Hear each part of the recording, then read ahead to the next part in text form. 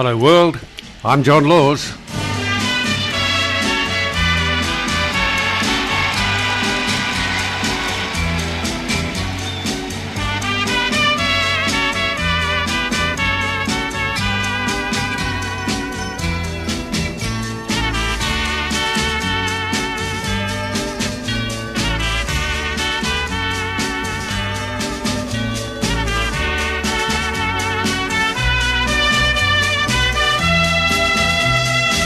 What's on your mind, Australia? Give us a call.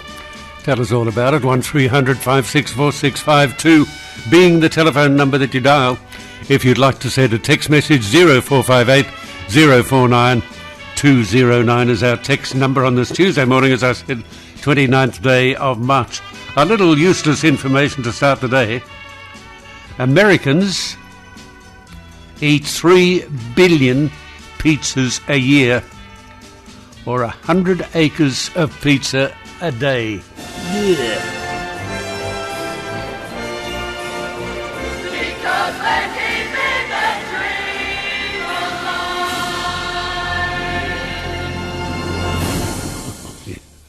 alive. Oh dear. Jimmy jokes are pouring in here. What do you call a bull that sleeps a lot? A bulldozer.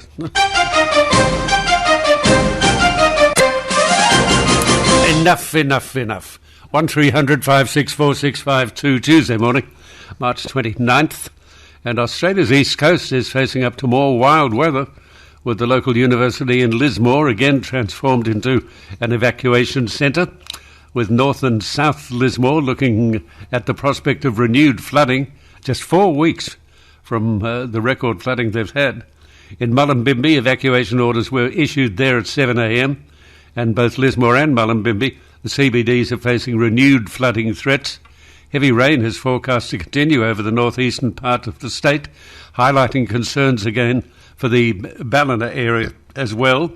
That rainfall is expected to move south onto the mid-north coast of New South Wales as well.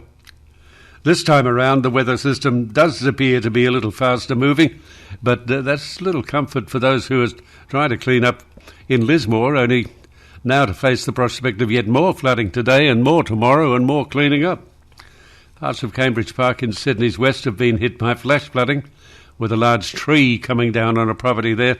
In Linfield, in the city's north, another large tree has come down, causing traffic delays overnight, with the SES called in to assist. Additional crews have been brought in, and they remain ready to act in some of the already hardest hit areas across New South Wales. Good on the SES, they're always there, and they do a fantastic job. Treasurer Josh Frydenberg will deliver the federal budget tonight, but already there are fears the pre-election spending spree could spark a rise in the inflation rate. The unemployment figures are going to be at a 50-year low at 3.75%, highlighting that if people want to work, they can. They can find work if they want to. But those cost of living pressures remain, with the wages failing to keep pace with inflation, meaning that people's purchasing power is going backwards. The Morrison government will seek to address those issues tonight. Lots of luck. The courts have followed the New South Wales government's Get Tough approach to these climate activists who are intent on causing economic vandalism. A 26-year-old by the name of Maxim Curmi, C-U-R-M-I, he tethered himself very cleverly, to a large crane at Port Botany last Friday, and he live-streamed the nonsense, providing police and the court with all the evidence they needed. What a moron. Yesterday he pleaded guilty to 5 charges stemming from Friday's protest, and Curmi has been jailed for 4 months and fined $15,000. Good. It's at last a welcome sign that local magistrates are hitting these stupid anarchists with increased fines and jail time, introduced very quickly by the New South Wales government last week, and they certainly moved on it, and good on them. The boss of Sydney's Star Casino, Matt Beckier, has been left with no option but to resign, with the casino's greed and lax approach to money laundering rules on public display over the last fortnight. We've seen it all very clearly, and the authorities have seen it all very clearly as well. But, it's the seedy underbelly of the gaming industry I just don't like it. Just don't like it. The seamy underbelly of the gaming industry as they seek to remove people from their money, whether it's begged, borrowed or stolen. It doesn't matter so long as they get it.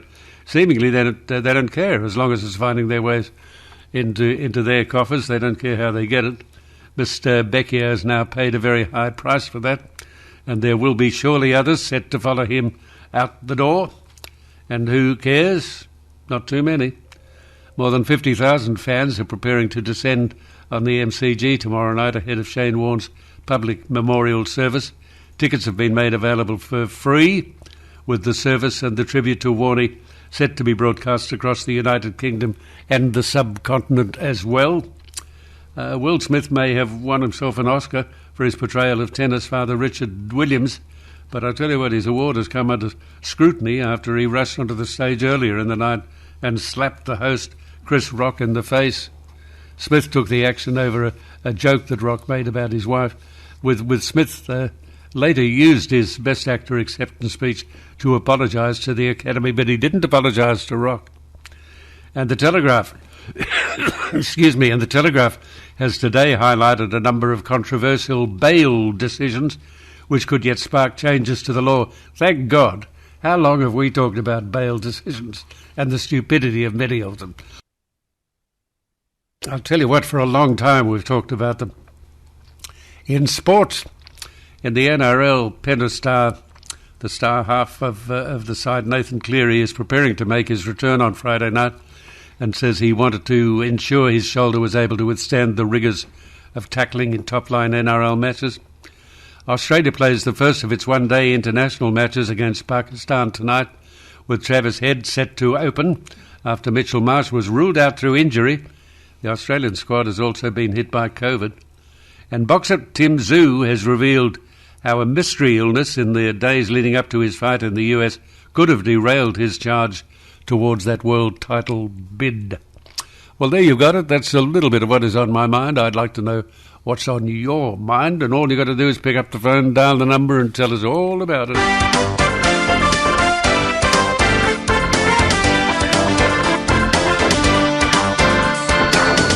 1300 564 652. Our telephone number, if you'd like to talk to us, you can. Chris, are you there? I am, John. How are you, mate? I'm pretty good, Chris. What can I do for you? Well, you could stop the rain if you had the power. Can't do that. But if I stop the rain, somebody would ring up and say, can't you start the rain again? We're dry out here. Yeah, it's probably dry somewhere. Yeah, sure as hell is. Nobody's ever happy. Anyway, Chris, why have you called me? Chris Rock and Will Smith. Yeah, what about it? I've never found Chris Rock funny. I think Americans must have a kind of an odd sense of humour. They do have. And Will Smith certainly didn't think it was funny, obviously. I think that Will Smith is a very, very unlikable character. I don't really know him. I always didn't mind him as an actor myself. But anyway, I wanted to say something about the Ukraine and what's going on over there and Putin. But with everything that's going on over there, and Putin's been described as the Antichrist, more or less. How does that relate to all the other things that have happened since the year 2000 through the Middle East and all the other conflicts that have gone on? Well, I don't think it does relate to them, does it? I mean, we've been through a tumultuous time. And since the year 2000, we've been through a tumultuous time. There's been restlessness in many, many parts of the world. But we here have dealt with it pretty well. Oh, we're so lucky, and I hope we stay lucky or well managed. And I do think it's lucky up to date, not well managed. Well, whatever it is, we've got to be thankful for it. Oh, absolutely. Yeah, I just I can't see any more evil in what's going on in Ukraine at the moment than what's going on in Syria, Iraq, Iran, Libya. Yeah, well, there are areas of discontent all over the world, and there always will be. Yeah, I just can't understand how. But as far as the Syrian war is concerned, you got to remember that's not an invasion. That's an internal war. They're fighting among themselves. They're still being bombed by Israel today. Well, it's not an invasion. It doesn't matter. It's not considered to be an invasion. They're fighting among themselves. I've lost you. One side's bad and the other side's good. I think it's all bad. I think I might agree with you. I think they're all making a hell of a mess of it. It's terrible, actually. Yeah, it is. Australia's neglected the Solomon Islands long enough for somebody else to move in. Another bad mistake there. Yeah, I don't know that you can say we've neglected the Solomon Islands. And who's moving in? To my knowledge, nobody's moving in. Well, the Chinese have moved in. Well, they've approached. They've made approaches, but I don't think they've moved in yet. Well, they've signed the deals. Yeah, well, and they're probably going to move in, but I don't know that they will yet. The deal isn't signed either. The deal has been proposed, but it's not signed. Oh, it's not signed? No, it's not. Anyway, like they did approach the Australian government like 10 months ago over this business, and they were looking for support not to go that way, I think. But the Australian government appears to have neglected their calls for assistance or whatever it was. Yeah, but the point is, Chris, we can't possibly protect everybody around us. We shouldn't have to protect everybody around us. I mean, it could impact on Australia. Who do we protect? Well, we've got to protect our allies. That's who we've got to protect, and ourselves foremost.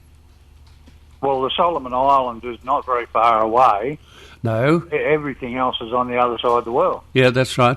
The Pacific region, I presume our military people and defence forces would say needs to be protected. Yeah. The Pacific region, Papua New Guinea again too, but we've got other problems with Indonesia. West Papua is a problem. I beg your pardon? West Papua does have a problem. You were born in Papua New Guinea, yes? I was, yes. West or Papua proper? I beg your pardon? Which part of Papua were you born in? In Wau, in the Highlands. In the Highlands? Yeah. That would have been pretty wild days back then. It was not West Papua New Guinea, it was Papua Papa, where I was born in the Highlands in a little town called Wau. Yeah, right. Was it a wild back then? Look, I was only a little boy. I can't really remember. I was only 4 or 5 years old. Okay, mate, I'll go away. Okay, if you want to. What a funny fella. If you would like to give us a call, you can. You know, I think after yesterday's display of utter stupidity and lack of self-control, Will Smith is a very, very unlikable character. I have to say, I've nearly always thought at the moment he had, with Chris Rock, overshadowed the entire ceremony, including for Will Smith himself, who not long after won his first ever Oscar. But the shine was taken off that, wasn't it, by his own behaviour? Chris Rock told a G.I. Jane joke about Will's wife, which was a pretty average sort of joke. His comedy is stuck in the 90s, I think. It was a very average sort of joke. But the reaction from Will was over the top. I mean, to slap somebody so violently when the entire world is watching sets a very bad example for young people who look up to people for their own reasons, like Will Smith. And then to scream abuse from the sidelines afterwards, that was totally unnecessary and made him look like an out-of-control child. Well, that's what he is. You know, I can understand how he might have felt about Chris making a joke about his wife, alopecia. And I think a lot of men would be pretty upset about their wife's health condition being a butt of a joke. I thought the fact that that was the situation was stupid to begin with, very thoughtless. But a real man would probably have some choice words to say after the awards ceremony, man to man. You know, there's never an excuse for violence of any kind. In my mind, a bit of self-control goes a long way and usually makes the people look better. And I certainly don't want to speak on her behalf, but I can't imagine Will's wife, Jada, would have been very happy about the reaction. It's embarrassing. You know, it's narcissistic behaviour. You've got to remember, it's the Oscars. The opening monologue has been a cause of fear among celebrities for years. If you've seen Ricky Gervais, however you say his name, opening monologues, you'll know what I mean. Yes, Gervais. I really think Will Smith did a lot of damage to his reputation last night. A lot of damage. He humiliated Chris Rock, and he really dragged down the entire ceremony. An Australian won the Oscar for Best Cinematography, and Coda won the Best Picture Award, which was a very, very important moment for the deaf community across the world. Yet all anybody is talking about is this act of out-of-control thuggery. Grow up. I mean, grow up, for God's sake. Try and set a good example, if you know what a good example might be.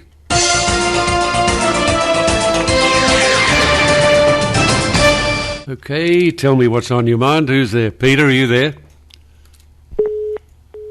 Great help, Peter. 1300 564 652 if you would like to talk to us. You might have to just hang on there a little bit, if you don't mind, of course. Donna, are you there? Yes, I am, John. Okay, Donna, what do you want to talk about? Well, I want to talk about what happened with Will Smith yesterday. I came home from the shopping and then I put the TV on. It just happened to be on Channel 7 anyway, and I started watching the Oscars. And then when I saw him do that, you know, I mean, it was surprising. But the thing is, when he punched him, then Chris Rock said, oh, hang on a minute, like he said, uh-oh, he said, here comes Richard, which was the name of the character in the movie that he's played. Yeah. And I'm thinking, as I did a lot of acting when I was younger and stage work, I'm thinking he was still in the character, Will Smith, of Richard when he threw that punch. I'm thinking, because his speech later was, oh, we want to protect our families, and that's what was in the movie, and you know what I'm saying? And then he's had a jibe at his wife, and he's protecting her. That's how I took it. Yeah, but, I mean, there's no excuse. You don't go around smacking somebody in the mouth because you don't like what they've said. No, terrible, terrible. Anyway, it has set back his black African saying, you know, we want a white Oscar ceremony, and then he's done that. So that set back their cause as far as I'm concerned. Yeah. Well, it was strange behaviour, it was childish behaviour, and it was unnecessary behaviour. Year-old. I beg your pardon? He's about 50-year-old, Will Smith. Yes, he ought to be old enough to know better. That's right, exactly. I mean, you know... But they still gave him the Oscar, you know, they still gave him the Oscar. Well, they had to do that because they were committed to do it in the first place. Well, maybe, yeah, that's true. But they still let him stay there and go to the after party and all that stuff. Anyway, the point is that the Academy is having an inquiry, so whatever that might mean. Oh, nothing will happen out of that because Chris Rock has not laid the assault charge against him. He won't do it to the police. Well, there's still time. I mean, the Academy is different to other police inquiries. Their inquiry is a very different thing, and I believe that the Academy is having an inquiry already. It was disgraceful behaviour. It was, but it sort of took me back to 1975 with some of the Logie Awards and all that, when the people that were got the awards were already completely drunk by the time they got up to the stage. They didn't do things like that, but they started swearing and all that stuff. I remember it well, my dear. I remember it well. We don't really want to go back to all that. I certainly don't.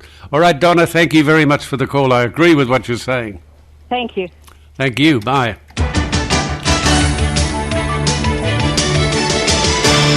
Well, you know, we should... I'll think about it. We possibly will give our yay for the day to the local court magistrate in Sydney, a bloke called Ross Hudson, who's jailed one of these idiotic Blockade Australia protesters at last. At last. It comes after the New South Wales government moved to increase penalties on major infrastructure like tunnels and bridges and things of that nature. because they could see that there was going to be a problem. And they've done it, and they've done it well. Willful disruptions can now result in a $22,000 fine or a couple of years in jail. I don't think we'll see much of the jail time being meted out, but it's nice to know that the possibility is there. And thankfully, Magistrate Ross Hudson, and I don't know anything about the man, he's taken those new penalties into account now, and that's going to send a very strong message to the New South Wales government that they will not tolerate, from the New South Wales government, will not tolerate repeated forms of the economic vandalism, and that offenders can expect to face the full force of the law. Well, it's about time, really. So, Ross Hamilton, you deserve the yay for the day, because that's a good thing. On Friday, climate activist Maxim Kermai, he climbed a 60-metre crane at Port Botany following a week of rolling protests. 26-year-old had tied himself to the main arm at the top of the crane, used to load and unload containers from ships. Now, the idiot's actions temporarily disrupted one of the port's terminals, preventing one ship from loading.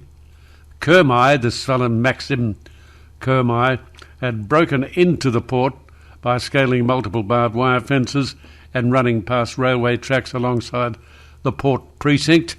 Friday's protest was the fourth day in a row of these stupid antics, and that's all they are, stupid bloody antics, with two of the protagonists facing deportation, and now this clown is being jailed.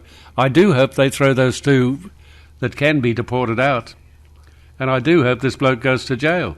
One of the German nationals who can be deported remains in custody pending a court hearing tomorrow, and suddenly this protest group is squealing like there is no tomorrow with the spurious argument about free speech. What a lot of BS that is. But that's absolute nonsense. These are authorised protests that will go well beyond a march down unauthorised protests that will go well beyond a march down George Street or a rally in Hyde Park. Got nothing to do with it. These are deliberate acts using guerrilla tactics by professional activists. They're not amateurs, these people, and they don't get any of my sympathy.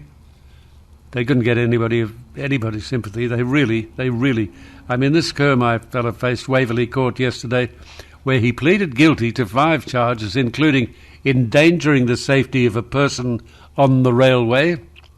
He had no option but to plead guilty, given that he'd live-streamed the nonsense on Facebook. Magistrate Ross Hudson has wasted absolutely no time in sentencing the 26-year-old activist to 4 months in prison, ending on July 24th. Good thing. 4 months in the slammer. That'll cool him down a little bit. Kermai has also been fined $15,000. It's a warning to others, and it's now very clear the New South Wales government means business, and thankfully, thank God, so do the courts.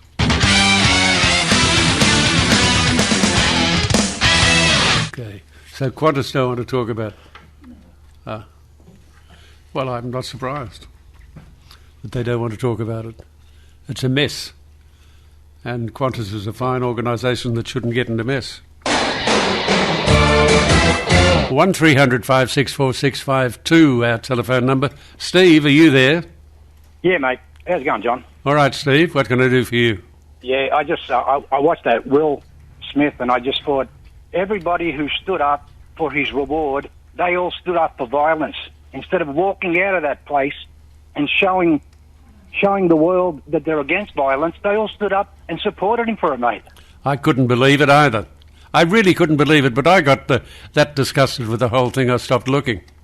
Yeah, well, I don't watch that stuff anyway, John, but I'd like the media to show every one of those people who stood up, all those celebrities who stood up and supported violence. That's what they did. Well, when you put it that way, you're right, aren't you? Yeah. What else could it be, John? They should have... People walk out of cinemas. People walk out of speeches. Worse things than that, people walk out and turn their backs on things. And they stood up and applauded him for his violence. Yeah, you're quite right. Mate, but what I really want to say, John, I've got a 3-year-old grandson, and you and him, I found this book once. It said The Fountain of Youth, and I find a fountain of youth with my grandson and with you. With me? And so much youth in you, John. I think it's... The other day I was listening to you with your mate about the footy. Mate, it brings the childhood out of you. And then when I hear you with the songs and Willie, I just love listening to you, John. You're a bloody legend, and we're so grateful and so proud to have an Australian like you, John. We What really a are. nice man! What a nice man you are to say that, Steve. That's very nice. People die, you just know, like parliamentarians, they die early, and we never get to find out about them. We never get to find out how beautiful they are, and we never get to tell them how beautiful they are. You know what I'm talking about, John? Yeah, I do. You're a very, very nice man in what you're saying, and very thoughtful man, and a very flattering man. And, of course, I accept that flattery graciously, and thank you for it. I appreciate you and all Australians who have love in their heart, John. Good on you, mate. I love you heaps. Good on you, Steve-O. Thank you very much for the call. It was very, very nice to be able to talk to you. Really, it was. I mean that. Good song, isn't it? Yeah, really good song. Everything is beautiful in its own way, ain't that the truth? Ray Stevens, good singer, good bloke too, good mate. Ray Stevens, he and I go bike riding when we can ever get together. Motorbike riding, he's good on a bike too, his old Ray. And didn't he have some songs? Started with Ahab the Arab. And remember another one called It's Me Again, Margaret? Do you remember that? It's Me Again, Margaret? Nobody remembers It's Me Again, Margaret. He's playing the part of a nuisance phoner. And she picks up the phone and he says, "It's me again, Margaret." No, we're not going to play it, don't worry. 1300 564 652 if you would like to talk to us. Phil, are you there? Yes, John. Okay, Phil, what do you want to talk about? John, just about your comment about earlier with, anyone that can get a job is able to, or anyone that wants a job, rather, is able to. That's true. I wondered if you had any idea if the politicians had any justification for giving Social Security a wage rise last week or the week before. I don't believe they had any justification to do it at all. But then again, I'm not in charge of the coffers, whereas I don't quite know what you mean by it. Social Security, what do you... Beg your pardon? They increased the dole payment. Yeah, well, the dole payments, you've got to be able to live on the dole. That's okay. I mean, the cost of living's gone up, so obviously the cost of living for everybody, including those people on the dole, has gone up as well. You know, the dole has got to be able to support people. We've got to make sure that our people are alive and well and properly cared for. And if that means giving them more money, then it means giving them more money. I mean, we live in a society that takes care of its neighbours and friends, and we've got to do that. And I know it can be aggravating, and you're going to say to me, and I'm going to agree with you, that there are so many on the dole that are simply bludging, and you're right, there are plenty on the dole that are bludging, but nonetheless, it's very hard to sort them out. Consequently, if people can put up a good enough story to indicate that they're in trouble and they need support, we've got to give them support. We're a good country. We're a generous country. We're a compassionate country. Yes, but then the flip side of that is then we don't need to, if they're going to be generational Social Security people, we don't need to be giving them things like... work preparation things. We don't need to be giving them free clothes, free hats, free fishing rods, free tents, free camping gear to supposedly go out bush to do, bush jobs, as we currently do. Who gets all that? Well, I can provide your names off here, John. I've actually employed a bloke once, and he was pretty good. He said, "I'll do a couple of weeks' work for you." And his exact words were, "I want all new fishing gear. You've got to tell them we're camping out." I said, "Yeah, right, that's fine." He was good too. He worked 2 weeks and was really good. Okay, so... Then he left and took his fishing rods and his new tent and his new swag and went fishing. I mean, why did you do that if it wasn't a true story? You were had. It was a true story. We were camping out. We were camping out in shearers' quarters to do a harvesting job. So really you're part of the problem, but I can understand how you found yourself in an invidious situation.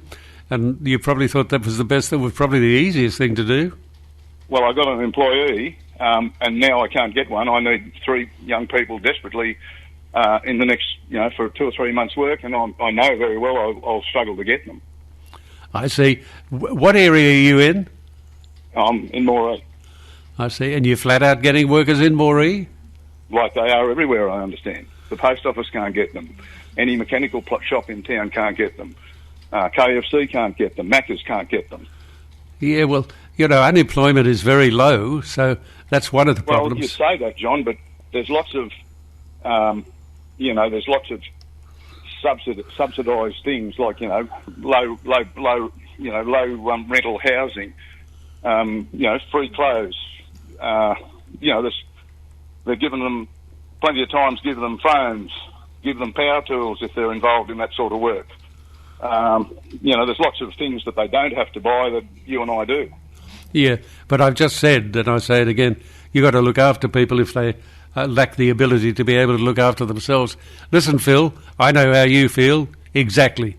I've witnessed too much of it and I don't like it any more than you do. But what do we do? Well, like I'm saying, we acknowledge that we've got generational people that are on the dole, but we don't need to spend millions and millions of dollars providing them with things that they're never going to use. I mean, we don't need to provide them with a phone. We don't need to provide them with a travel voucher because they're not going anywhere to get a job. We don't need to provide them with, as I heard just before Christmas, a $3,750 Milwaukee power tool kit that they Jesus. quit their job and went on to put them on eBay and had enough money for Christmas. Okay, but Phil, if they can't afford a phone, how can they get a job? I'm talking about people that are generational, mainly people that are like we've here got people that haven't had a job, and no one in living memory in the families have had jobs for 30 years. Oh yeah, well we've had plenty of evidence of that, and that is true. But that is tragic. I mean, Only have to come up here. By nature, Australians aren't bludgers. By nature, we are not bludgers. But obviously, there is a certain section of them who are prepared to do as little as they possibly can. Yeah, but like I say, it's a very small percentage, but they're costing a lot of money to administer. And all I'm saying is we need to acknowledge that sooner or later, politicians have got to acknowledge they don't want a job. They've never had a job. They're never going to have a job. So we need to provide a different level of support. We don't need to be providing work clothes. We don't need to be providing tents and swags.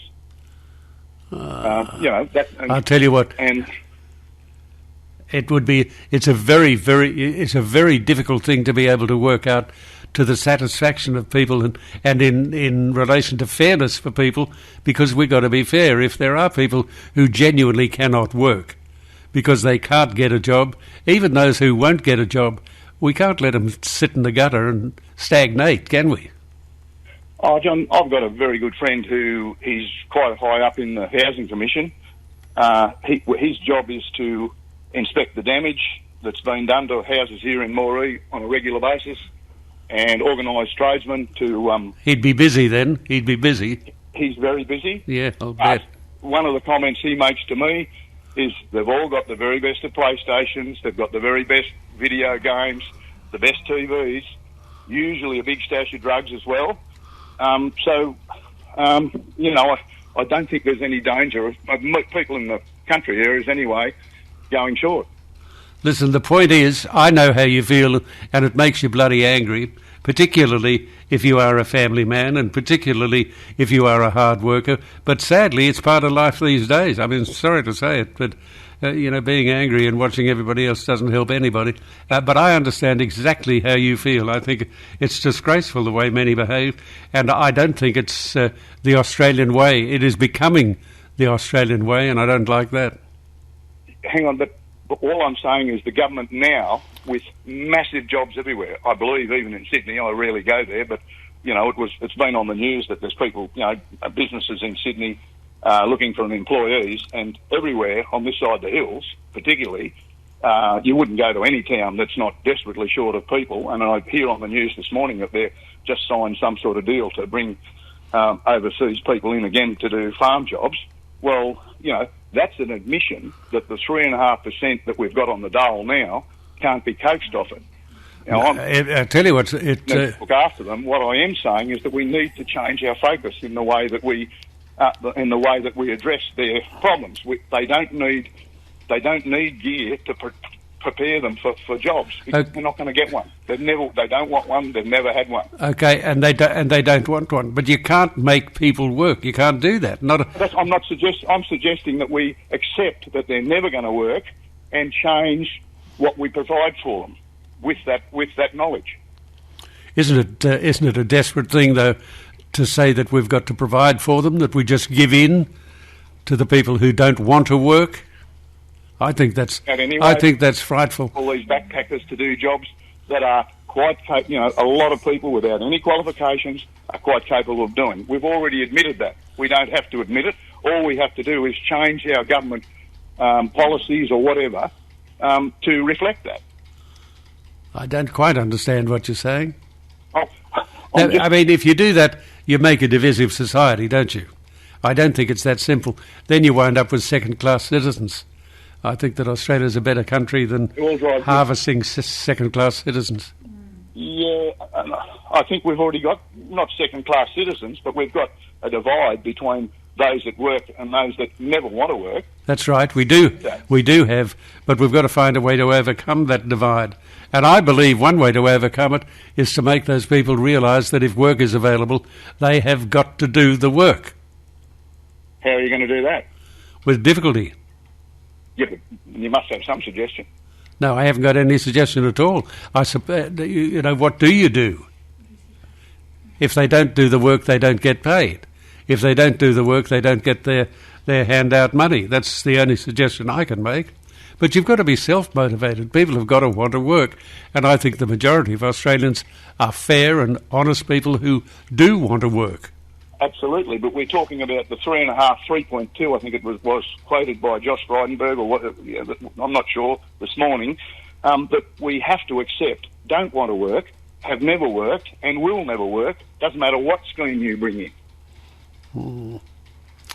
Yeah, look, I don't know. It's a very difficult situation. All I can say is that I'm not as young as I used to be, but I just love work. I love work. It gives me a great deal of pleasure. Consequently, it's difficult for me, and probably for you. You're much the same, I imagine. You've got to be self-motivated to work. People have got to want to work. And the silly thing is that when you get to do it, you love it. You love to go to work. You meet friends. You have companions. You have a lot to talk about together. It's a very, very important social thing to do. So I'm not good to talk to about this because I cannot understand people who don't want to work. Well, yeah, you'll never be part of the solution then, because the first thing is to accept that there are this 3.2% who desperately don't want to work.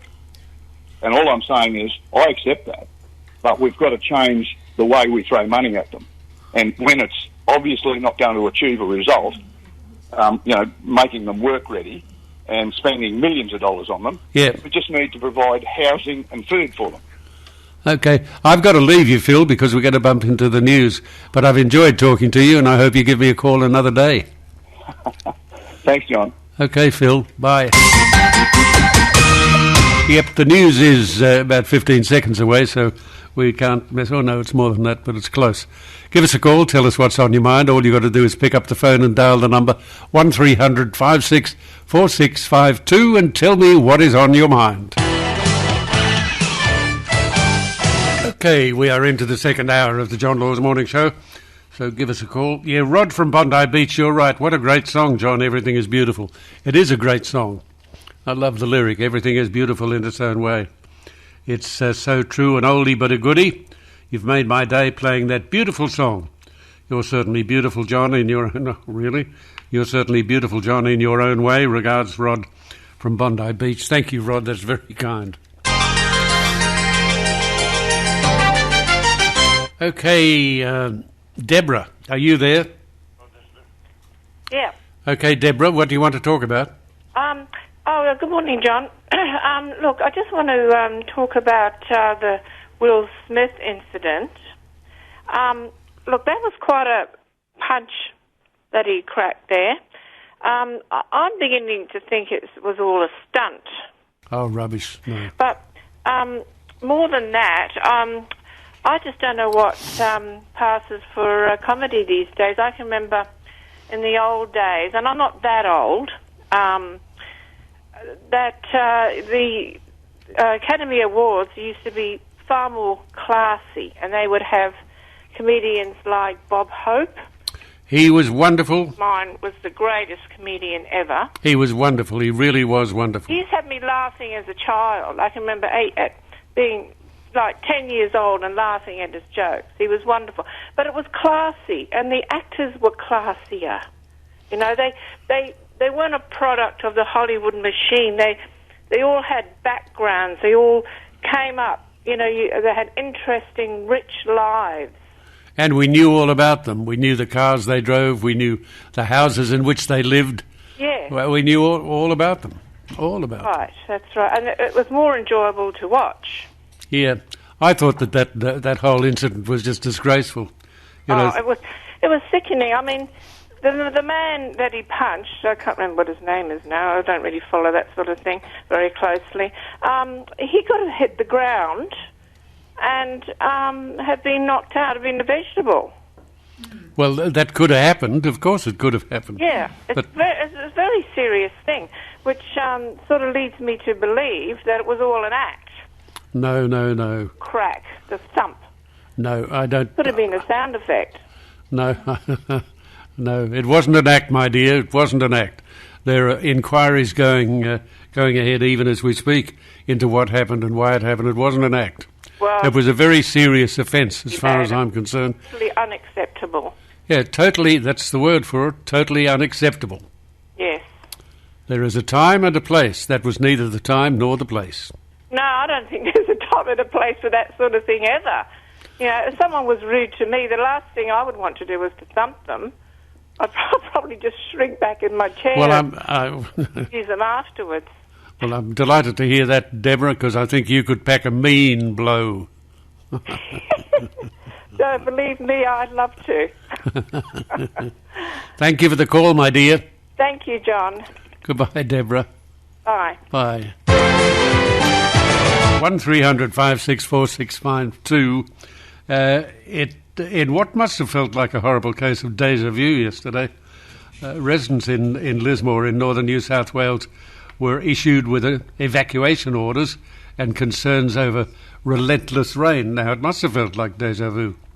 The State Emergency Service warned residents in low-lying parts of both North and South Lismore that they were at risk of life-threatening flash flooding, and they were advised to leave their homes by 10 o'clock last night. Now, hopefully the advice was heeded by most, as the Wilson's River that runs right through Lismore hit minor flood levels last night at 4.2 metres. It's expected to rise to a whopping 9.7 this morning. That's probably going on even as we're talking now.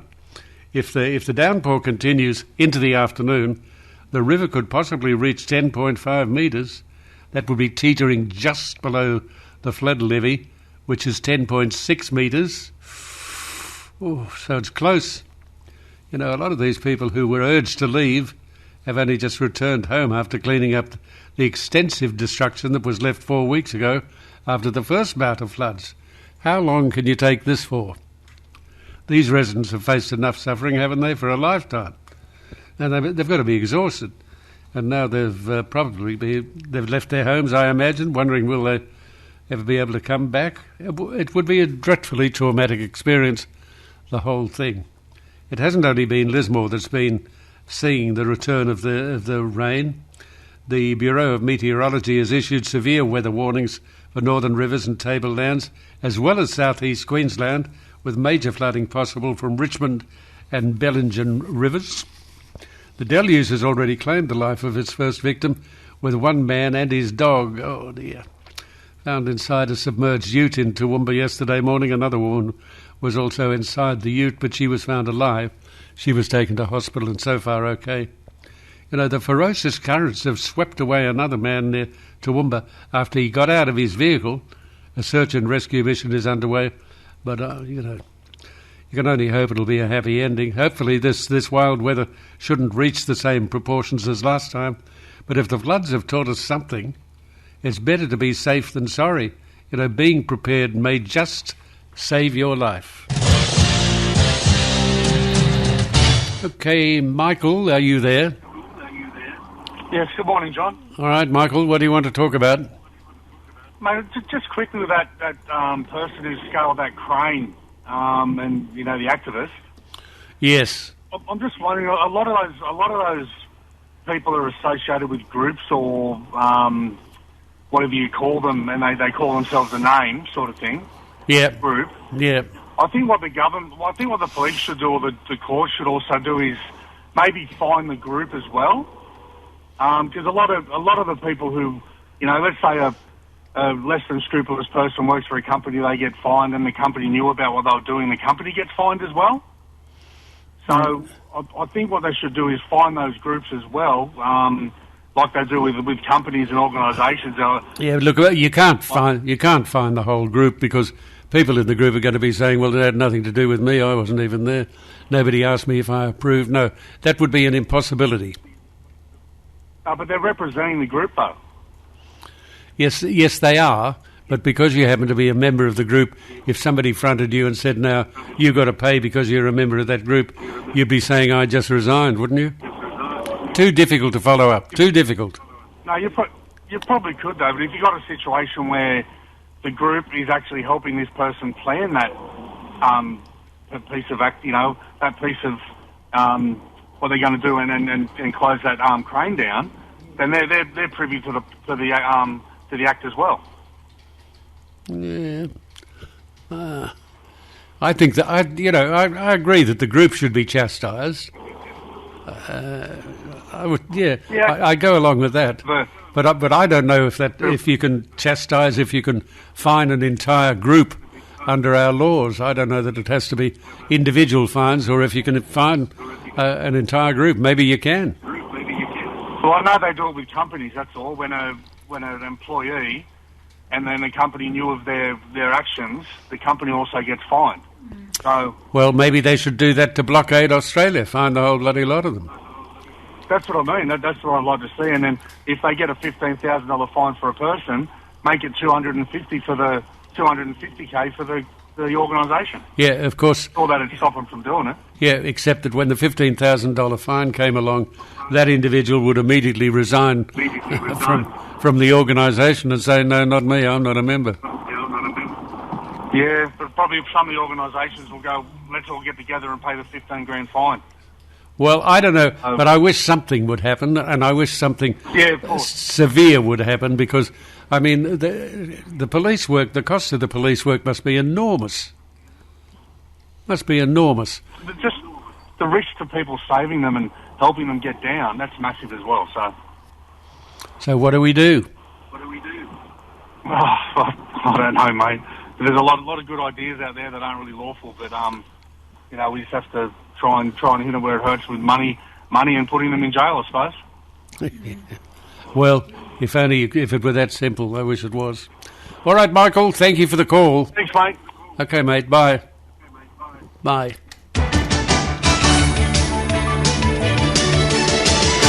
Yes, Russ has sent me a text. Hi, John. Phil said it very clearly. He's after a couple of young fellas. Oh, why do people discriminate on older workers? Cheers, John. Signed, Russ. Listen, Russ, there might be a reason for that. It might be work that older workers can't do. It might be difficult physical work that is going to be too tough for older workers. But you're right, he did say he was after a couple of young fellas. But as I say, let's give him the benefit of the doubt, Russ, and presume that he was saying that because it's the kind of physical work that the more mature people in our working community wouldn't be able to handle. Hello, John. There's around 500 jobs available here in Dubbo, in the council, business and government. They just can't get people to fill the vacancies. It's a great place to live. Regards, Bruce. Well, it is a great place to live. Dubbo's a terrific town. Well, maybe people would like to inquire about job opportunities in Dubbo. You people who have spoken to me and said you can't get work, maybe you would like to inquire about job opportunities in Dubbo. Good day, John, old mate from Moree is right there. There's a lot of people in Narrabri that just do courses so they can stay on the dole. Some of these courses cost us up to $10,000 per person. Thanks, Matthew. Well, that is a bludge, isn't it, Matthew? That really is. Thank you for that. Morning, John. Ageism is ripe. I've applied for over 100 positions, usually no reply, 64 going on 65. I would love to work in administration part-time. I'm not on any benefits. Centrelink makes you feel like a second-class citizen. I've had several surgeries and I've been told that no employer will take you on as it affects their working compensation. And if I was to have a fall, I feel like a hopeless and useless person every day of the week. There's always two sides. Have a nice day. Yes, Sue Ellen. I know how you feel, and you've put it very well. That's exactly how you feel. You feel like a second-class citizen. I'm sorry you feel like that. Please try and stop.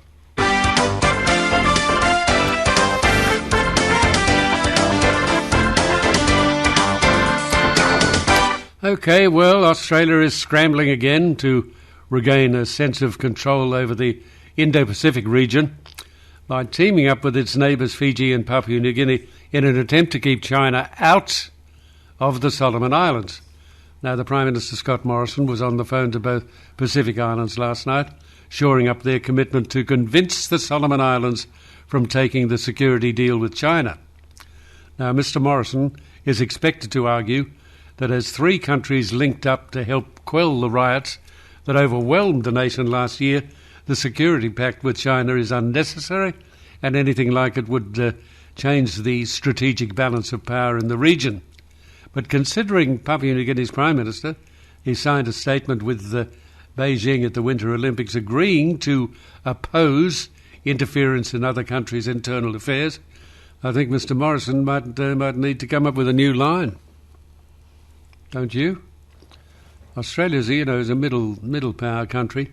We wield a bit of influence here and there, and we've built a network of very, very strong alliances, especially in the Pacific, but we don't pack the same punch like the United States does. Nowhere near it. Nowhere near it, obviously. But China is increasingly becoming more and more appealing to those smaller island nations.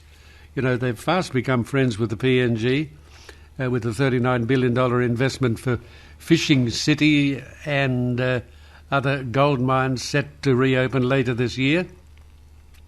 So maybe, I don't know, maybe Australia shouldn't be relying on PNG to support an overthrow of the deal, but in reality it mightn't matter, might it? The Prime Minister of Solomon Island is insisting the deal is critical for the nation's economic and security benefits and is expected to retaliate and repeat that message in a statement to Parliament, which should take place tomorrow. The thing I'm pretty sure of, the deal is in the country's best interests, at least for the moment. I realise Australia has been a great friend over the year to Pacific neighbours, but there's obviously still room to strengthen those relationships. I think it's pretty unfortunate. A predicament is it's a real wake-up call for Australia. This predicament, we can't become complacent with our alliances and expect them to want to contain China's influence, because it's apparent that's not true in some cases at all. Either way, if Australia wants to court PNG and Fiji to build support, we need to move fast, as it's pretty clear that China has the upper hand, and we cannot afford to be behind the eight ball again.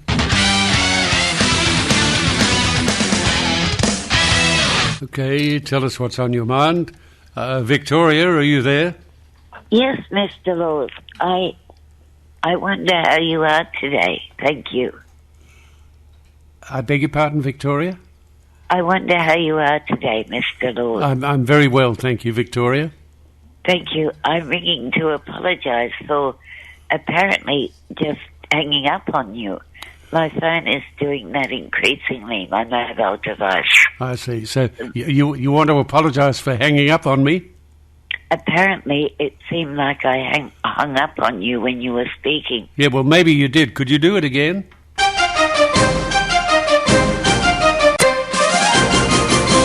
(1-300-564-652) is our telephone number if you would like to give us a call. Tell us what's on your mind. Elaine, are you there? Elaine? Elaine's not there. Elaine, are you there? No. It's not just the Morrison government that's going to be pinning its hopes for a political rebirth from tonight's federal budget. Occasionally and ironically, opposition leader Anthony Albanese will be hoping it allows him to move on from the Kimberley Kitching mean girls narrative. If anything has highlighted how ill-prepared the Labor Party has been for some genuine scrutiny in its own backyard, then this unseemly mess has done so. Mr Albanese has gone from being the leader prepared to embrace every single media outlet known to mankind to suddenly being very, very wary about major news outlets in the capital cities. It's all too easy, when you're talking about a government response to a bushfire or a flood, or when people are making much of Scott Morrison's supposed women problems. But when that sanctimonious lecturing lands back at his own feet, Mr Albanese is keen to run away from it, and it's hard to blame him. I won't say the cat has lost its tongue. It's the dog, Toto, because if you tallied up the media appearances the opposition leader has made in the past fortnight, you'll see that plenty of them have been the ones only too happy to focus on Toto. Now, you think Mr Albanese was the only political leader to own a pet. It's long been said that if you want a friend in politics, get a dog. Long been said. The Labor leader has taken that advice literally, and I hope he's happy with Toto, but it's been a very convenient smother for the new reality that lurks just beneath the surface. Labor's track record on its treatment of women is suddenly littered with political potholes. And that's why Anthony Albanese is going to be hoping tonight's budget allows him to refocus his attacks on the government rather than having the blowtorch applied to himself. And he's going to be very careful or he's going to get that. It's a common problem for opposition leaders. They become so accustomed to merely highlighting an alleged problem and moving on that when they're faced with a genuine problem, genuine crisis, that they don't know which way to jump. No. Mr Albanese has been caught on the hop ever since Senator Kitching suffered a fatal heart attack, and somehow I can't see the Morrison government allowing that internal Labor mess to simply fade into the background. They'll be cranking it up whenever they possibly can. Budget or no budget, it's going to be a live issue for the opposition leader right up until the election. 1300 564 652. Our telephone number, if you'd like to talk to us, you can. Pick up the phone, dial the number. Have we got Luke, are you there? Yeah, good morning, John. It's getting a little colder down here in Melbourne, but I don't know whether it's happening in other cities, but they've got all these electric scooters and electric bikes.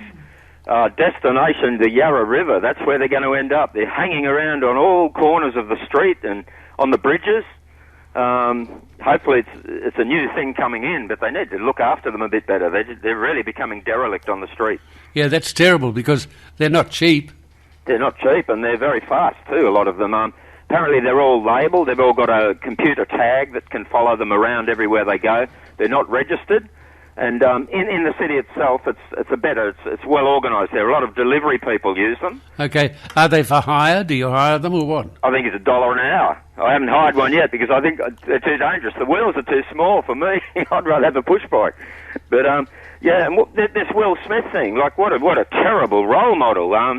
He got the Best Actor award, didn't he? Yeah. And he biffed this bloke right on World TV.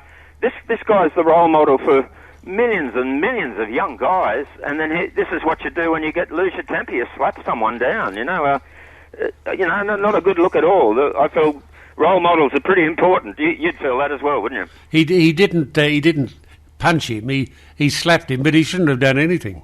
He should have kept his cool, and he would have been. But sadly, it took it away from The Power of the Dog, the new Jane Campion movie that's fantastic, and Coda, a movie by the deaf crowd that really it got the best movie, So I'm looking forward to seeing that. But generally, role models and getting back to our friend Pewty Putin, what's all this Z stuff? They just closed the last independent journal the newspaper called Novaya Gazeta in Moscow today.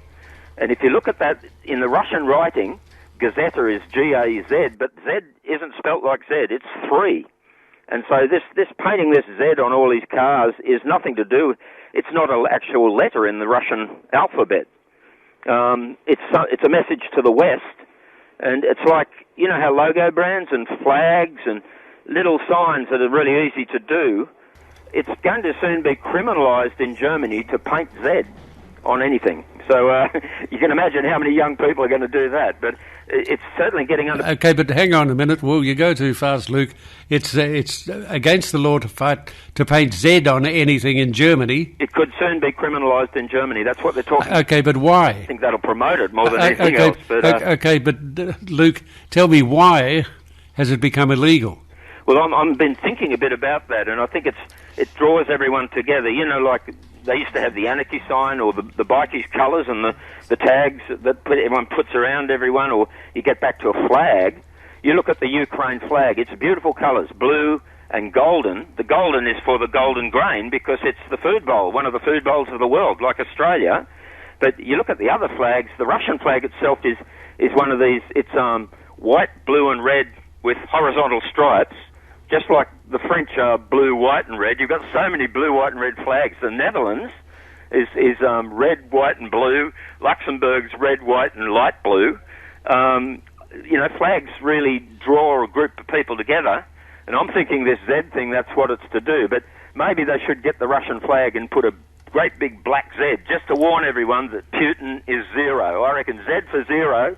And 12 journalists got killed so far in the Ukraine war. 2 from Fox News. There's no right or wrong anymore. It's just if you're in a bullet or whether the shells are coming down, you're dead. And that's right. And there is no right or wrong. It's impossible to follow now.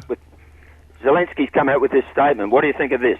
He says, in this war, it is simply impossible for us not to win. Strange. Who said that? Who said that? Zelensky, the president of Ukraine, who's doing a pretty good job, but he's come out with this statement. In this war, it is simply impossible for us not to win. Double negative. Okay.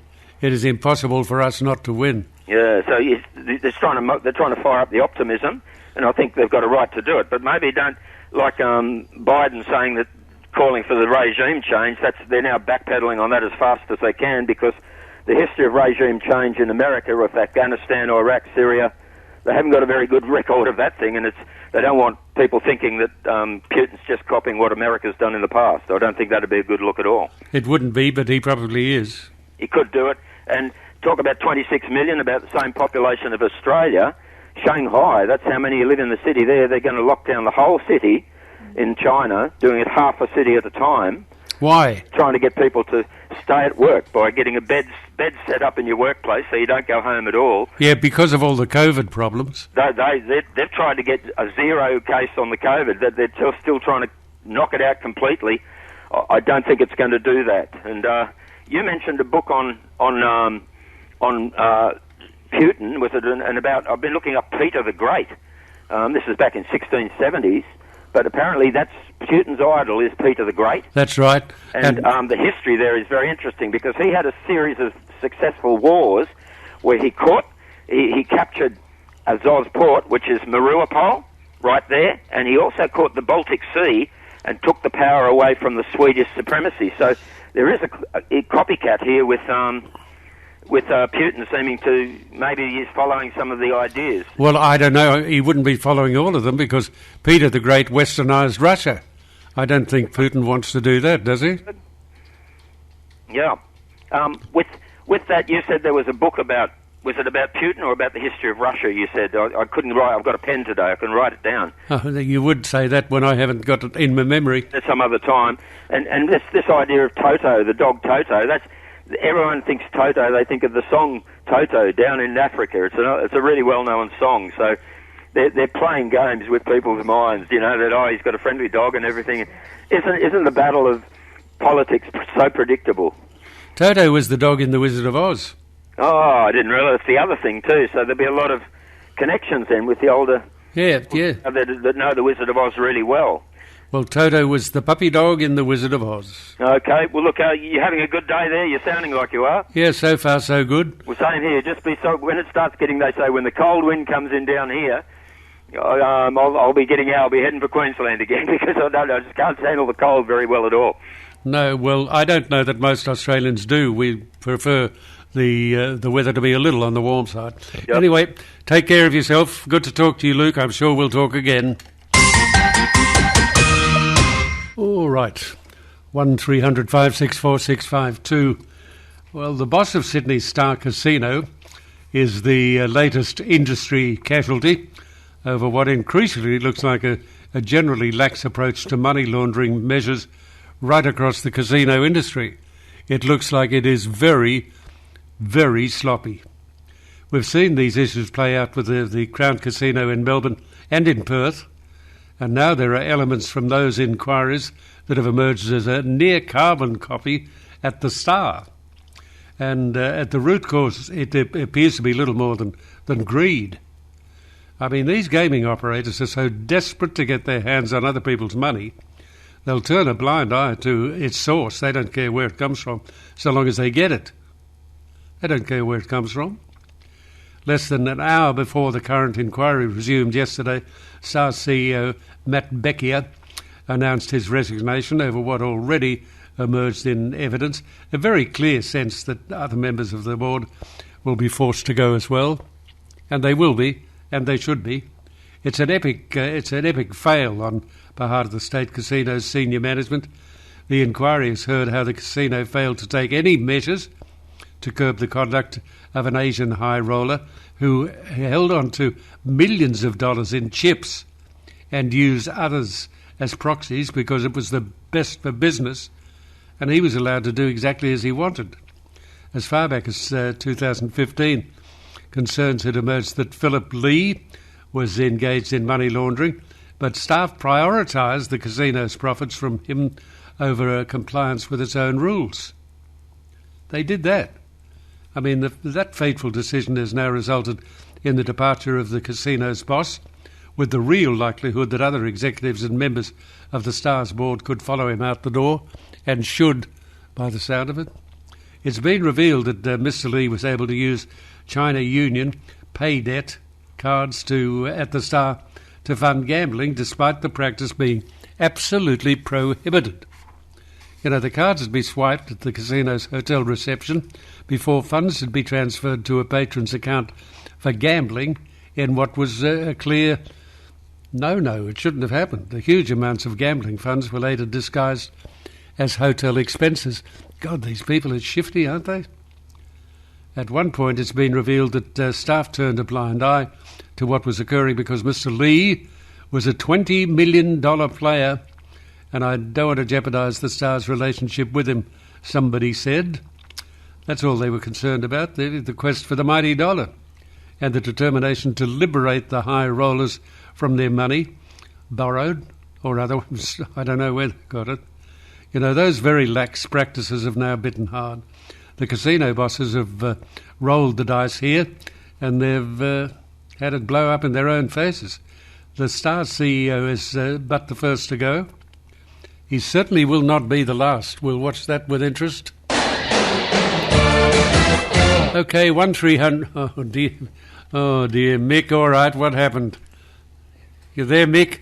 Oh, mate, I'll tell you what, the depression's kicked in, I can tell you now. Why? What's happened? She left me, mate, she left me. Again, another one? Yeah, well, mate, it was three... mate, John, I don't know what a bloke's got to do, mate. Honestly, I've been over backwards for this one just to... I'll tell you what I've done. How romantic's this, eh? A mate of mine, he's decked out an old horse float. It's got a big double bed in the back. Beautiful bit of gear. Took her down the creek, took some bottles of home brew, couple of cans of Tom Piper Irish stew, had the fire on there. I'll tell you what, mate, the mozzies hit us like we dead set the neck. Look like a pair of Lemingtons. I can just picture it. A horse float with a double bed in it. It sounds very romantic. Very romantic, Mick. I'll tell you what, it's a good little kerosene lamp. But I'll tell you what, son, we don't want to turn the show into Ribald or anything. Keep this to you and me, but let's just say me hydraulics let me down. She's... All right. I don't know what. So what? Listen, I need some advice if I can, young man. Okay, if it's possible to give you advice, I'll do my best. Mate, I'm on the hunt. Listen, mate, I don't want to be single the rest of my life. I've narrowed it down to 2 women might want a fella like me. I think you should make the choice for me which one to chase. I'm either going for Amanda Vanstone or Liz Hayes. I'd go for Amanda. You reckon she's got a couple of dollars there, mate, or not? Look, I really don't know. I know Liz Hayes pretty well. She's pretty nice, but she's got a partner already. And I think Amanda is married. I think Amanda might be married. So it's back to the scrap heap for you, Mick. Oh, dear Lord, crying out loud, mate. I'll be single forever. I tell you what, it's a sad, sorry life. Anyway, love you, son. Take care. Goodbye, Mick. See you, pal. Goodbye. I'm coughing, Mick. Goodbye. Yeah, from what you just told me, I think you're going to be single forever. If that's all you can ever offer a horse float with a mattress in the back. All right. 1300 564 652. Alexandra, are you there? Yes, I am. All right, Alexandra, what do you want to talk about? I just wanted to put a different spin on the Will Smith thing. Yeah. And that is the alopecia side of things for his wife. Yes. Alopecia is an absolutely horrible immune disease. Yeah, all your hair falls out. Yes, I have it as well. I have alopecia areata, mine is called, and it's more than likely the one that she has as well, which is when it falls out in circles. And you get big circles of bald spots on your head. Dear, it sounds very uncomfortable. But couldn't that? Sorry to interrupt, Alexandra. Couldn't that woman have worn a wig? For the sake of looking not so noticeable. Most definitely. The alopecia itself is itchy and horrible, but the thing I'm getting at is what he would have gone through with his wife over the alopecia would have been absolutely horrid. It is so frightening. No matter how long you've had it, you wish that it doesn't happen in the front of your head, etc., etc. It's very brave of her to shave her head. I didn't actually see any spots of alopecia on her head at the time. In fact, she looked like she had a good hairline, etc. I'm a hairdresser as well. And I just thought to myself, well, I don't condone violence for 1 second, but I can understand how much pain he's gone through with her over the alopecia. And it was probably a spur-of-the-moment thing more than anything what's the word, sympathy. I'm sure that it was a spur-of-the-moment thing. Quite sure of it. I don't think that it was preordained. I think that he decided that he'd just had enough. And he was probably very sensitive to the whole thing anyway.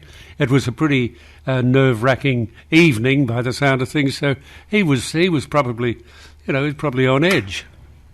Yes, but, touching on that subject as well was absolutely dreadful for the host of the show. And, yes, you're right, she could have worn a wig and they could have played it down a little bit more and he probably could have taken it in his stride. But who knows, that day, she may have been very, very upset about having to go to the Logies like that. And taking that stance of not wearing a wig, maybe to help other people that suffer from alopecia. Look, I don't know. We're assuming a lot there. But, a little hat would have worked, wouldn't it? A little beret would have worked. Something. But obviously she chose not to do that, and it's her business. Yes, and maybe if she had, the joke wouldn't have come out. I don't know. But on the alopecia side of things, it is something very personal that he would have been involved in. And maybe he just saw red, is what I'm saying. But it would have come out, darling. It really would have come out anyway, because comedians in the United States particularly are absolutely brutal. And I think the remark was totally inappropriate, totally unnecessary, you know. But if the remark does come out, you've got to put up with it. It's said. True. Yeah, that's a different way of looking at it. I'm seeing... To finish our conversation, Alexandra, my dear, do you think that Will Smith was in the right or the wrong to get up and biff the bloke? Absolutely in the wrong. Yeah. Well, we all agree with that. Just, yes, if only he had been able to say, listen, I want to talk to you after the show, and then did what he wanted to do, that probably would have been the best solution. But it wasn't to be that way. Now people are going to talk about it for a long time to come. Oh, I nearly fell off my chair when I saw it. Yeah, it came as a bit of a shock. But the point is that Will Smith really let himself down, didn't he?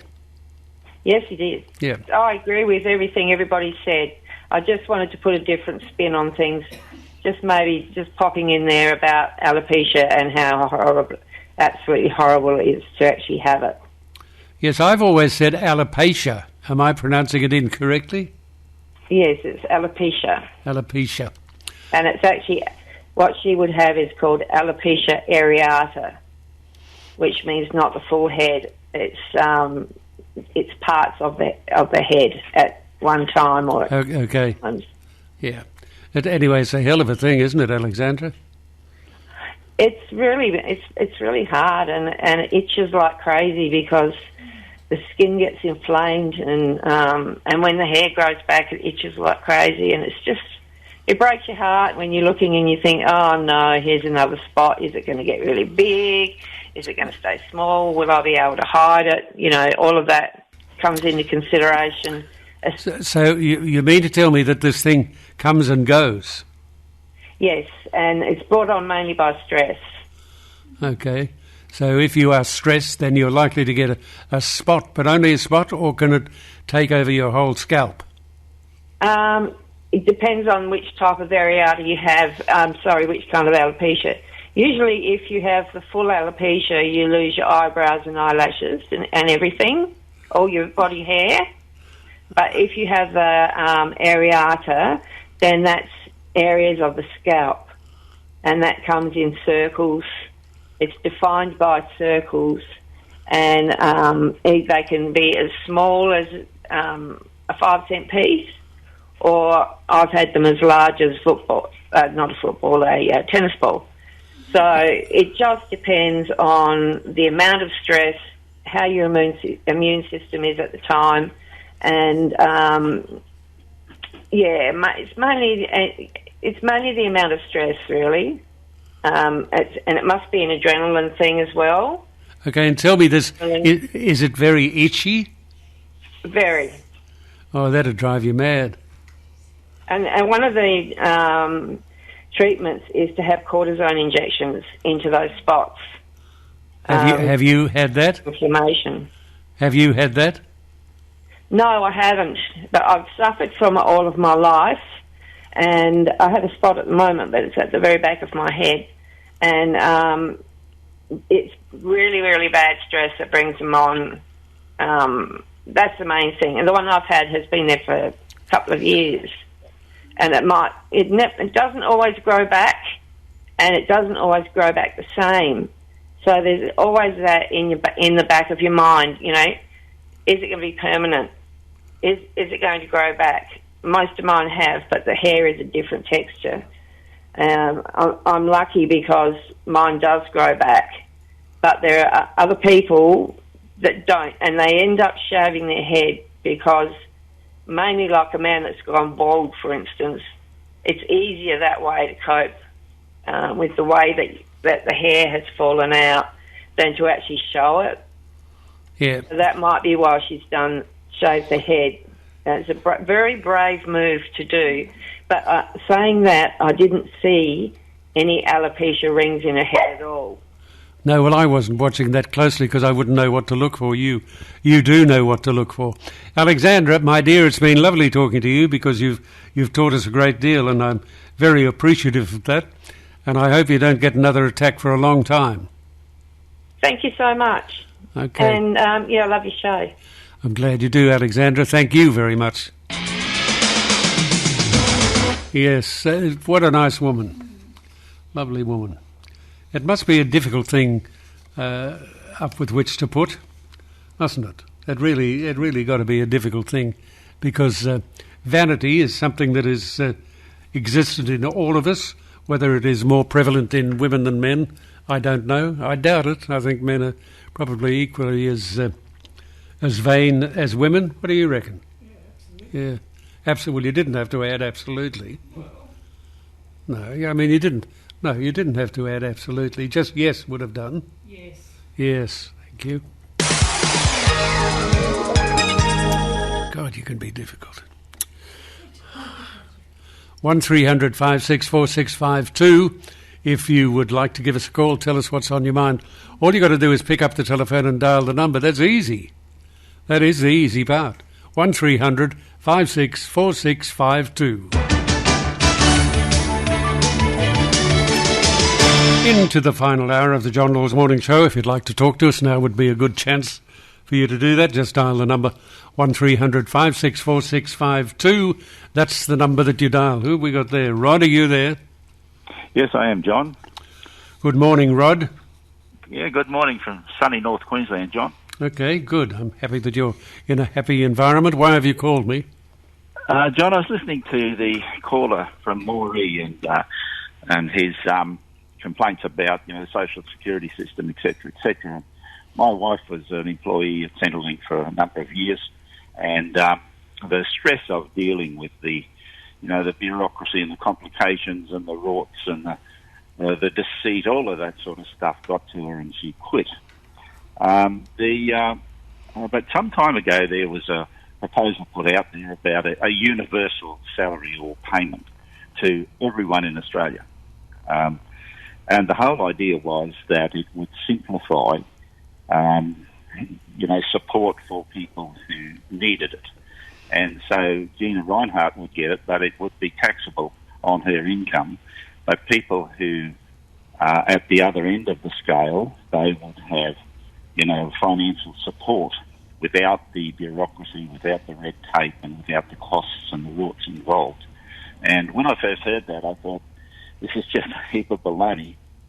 But on reflection, I just think that it might be worth considering again to have a look at, getting rid of God knows how much red tape and God knows how many rorts and still getting financial support to people who need it. Mm-hmm. Well, so long as we're getting financial support to people who need it, I suppose we have to cut our losses, and there's always going to be somebody who's going to find a way around it and rob us. But if we are getting the support to the people who needs it, then that should be of prime importance, shouldn't it? Undoubtedly, John. Undoubtedly, what I was trying to sort of find a way around was from my wife's reports of the things that used to go on in Centrelink. It's become so complicated, and everyone needs to have some special deal. Whether it's because of your race or your sex or your there's so many subsections, and you're entitled to this, but only if you like that, and it's an absolute bureaucratic nightmare. And I was just trying to simplify it and get rid of 3,000 pages of red tape and 10,000 bureaucrats. Yeah, lots of luck. You're sounding as cynical as I feel sometimes. Yeah, well, I am. But anyway, I just wanted to put that out there, John. I just thought it was if we could find a simpler way and still underwrite the support for people who desperately need it, and there are plenty of them. There are plenty of them, and we've got to look after them. Good on you, Rod. Thank you. Well, St George Illawarra's George Burgess might be facing a charge of sexual touching without consent. That seems like an extraordinary offence. So who is the arbiter of what is sexual touching and what is not? The woman. Who is the arbiter of what is sexual touching and where you are touched? So touched on the bosom or something that would, or on the backside, that'd be wrong. But on the shoulder, all right. Anyway, old George Burgess, he might be facing a charge of sexual touching without consent, but that hasn't been enough to see him stood down under the NRL's no-fault stand-down policy. I believe that this is blatant hypocrisy. I'm sorry, but I think it is. And I don't like to be critical of the NRL, but, it's hypocritical, inconsistent, double standards. The whole thing's staggering. Don't you understand that? The league has been desperately trying to improve its image with mothers and women more broadly. They've tried to improve the situation, and yet here we have a player facing a charge like this, and yet it's play on. You've got to be kidding. It means the 29-year-old Dragons player will be able to play against Parramatta on Sunday night. Now, the NRL's very controversial stand-down procedures automatically apply to alleged criminal offences that carry jail time of 11 years or more, but league boss Andrew Abdo can use only his discretionary powers if it applies for a lesser charge. And yes, notice the name, Andrew Abdo, yeah. He's the chief executive of the NRL, and he's only presented to the media when there's bad news to announce, and he does it. If the news is brighter, you can be certain that Peter V'landys will be determined to be out there, front and centre. He'll chase the glory, while the others, like Mr. Abdo, are left behind with the rubbish. In a statement, the NRL says the decision is no way forms a judgment on the allegations against Burgess, which are very serious, and the NRL reserves the right to impose a no-fault stand down in the future. But for now, it's as if nothing has changed for George Burgess. I mean, he's going to continue to train with the team, and he's going to be considered for first-grade selection. No, he hasn't missed a beat, not a beat. His St George Illawarra teammate Jack de Belin was sidelined for more than 2 years after being charged with sexual assault. So what's going on here? I mean, de Belin returned to the field midway through the year, the moment his criminal matter had been finalised by the courts. And now we're dealing with a similar scenario, albeit with a less serious charge, but serious nonetheless. And for reasons best known to the NRL, George Burgess will remain available for selection. His next court appearance is going to be the 13th of April. I wonder if it's going to be good luck for him.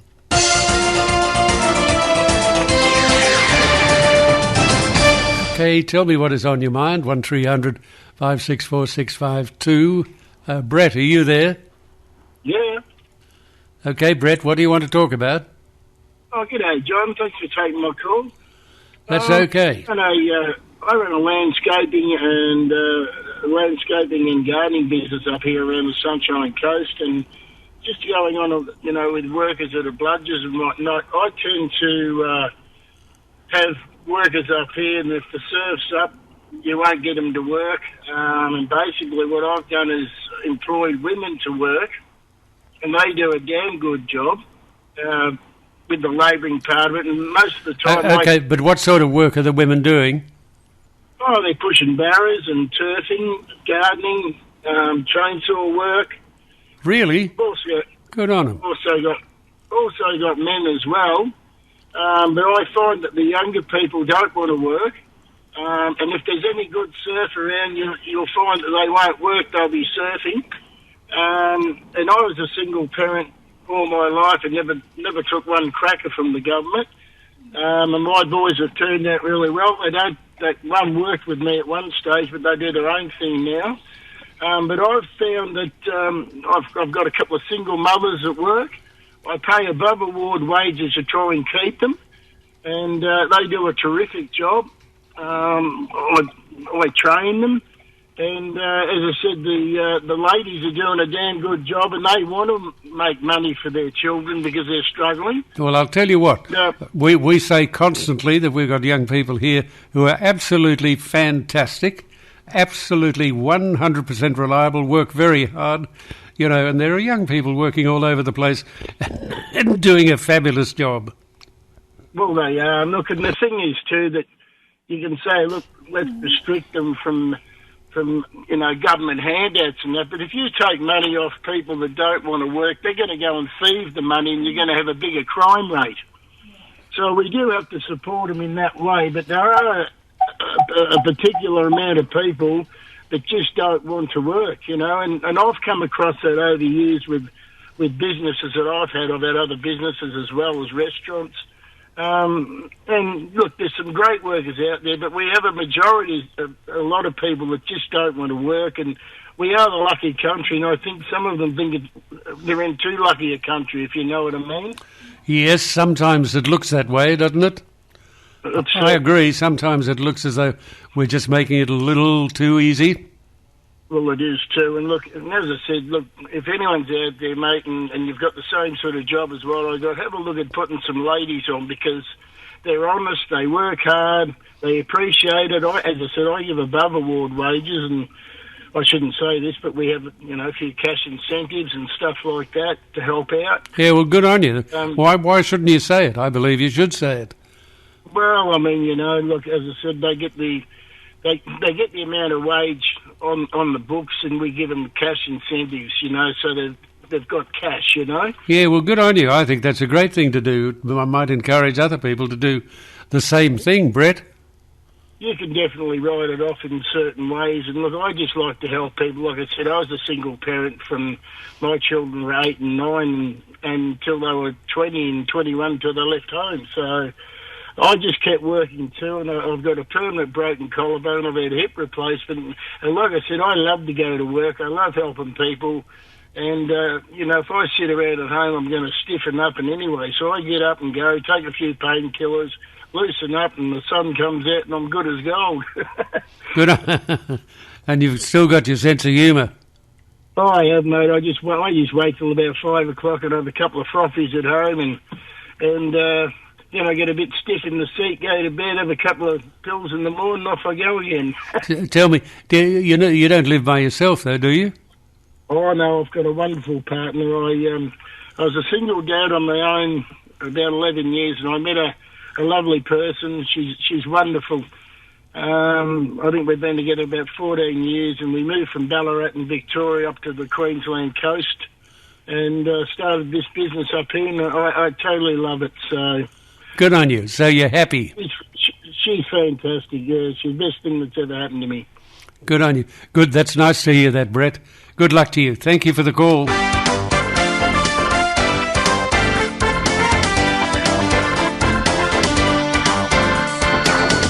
Okay, tell me what is on your mind. Rod, are you there? You there, Rod? Can you hear me? Yes, I can. Oh, good morning. Thanks for taking my call.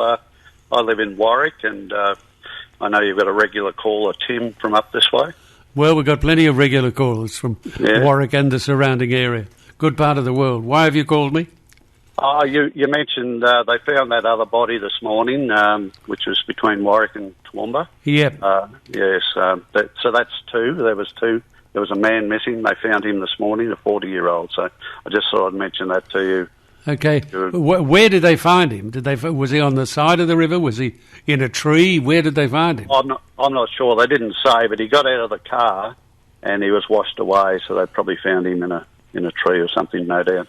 Yeah. God, it was a mistake to get out of the car. But you wouldn't know what to do, would you?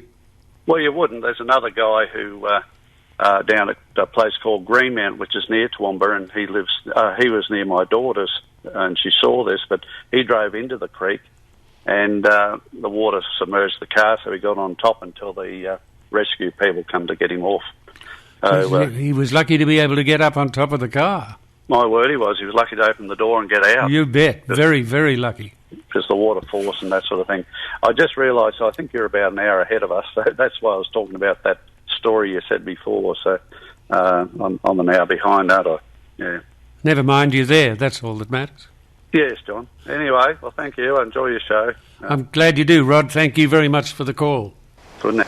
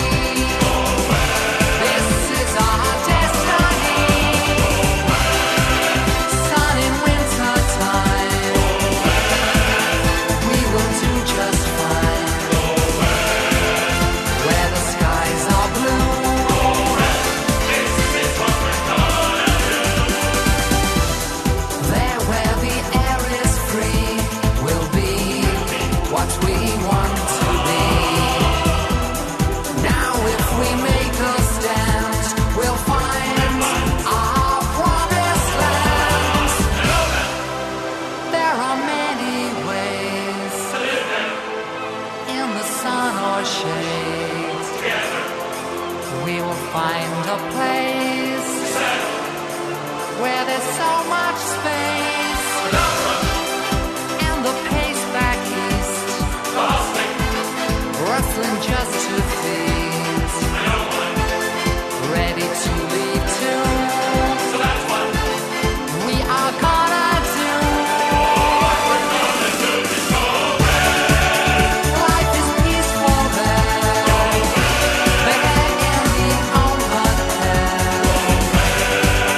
Where the skies are blue. Go west. This is what we're gonna do. Life is peaceful there. Go west. In the open air. Go west. Baby, you and me. Go west. This is our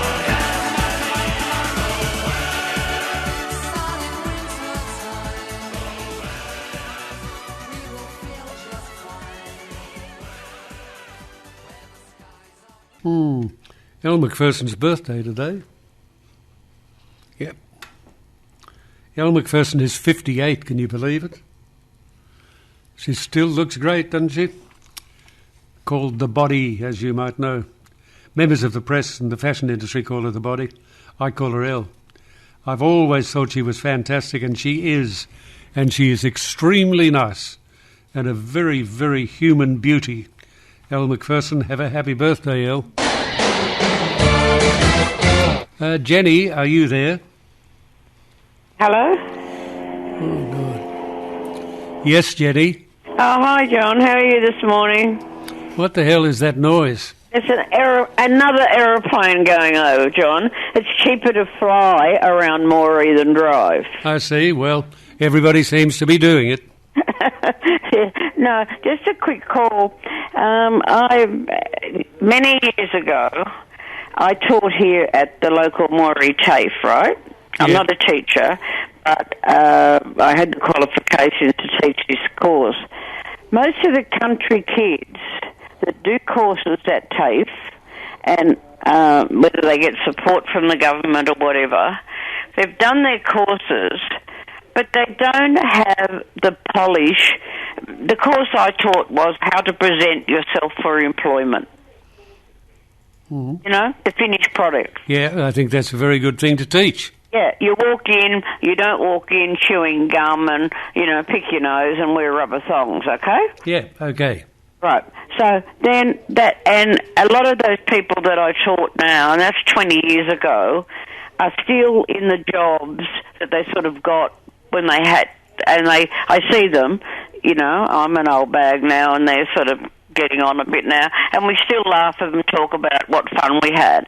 And I used to go around the various businesses, and if they had clothes or something that had arrived with a button off or a wee bit damaged, they'd lend me this. I had boys and girls, you know, mature, like these are kids, you know, 18, 19, 20 or plus, and, you know, show them, you know, you don't wear a tweed jacket with a spotted tie and this sort of thing. And those kids, they need self-confidence. It's no use pumping information into them.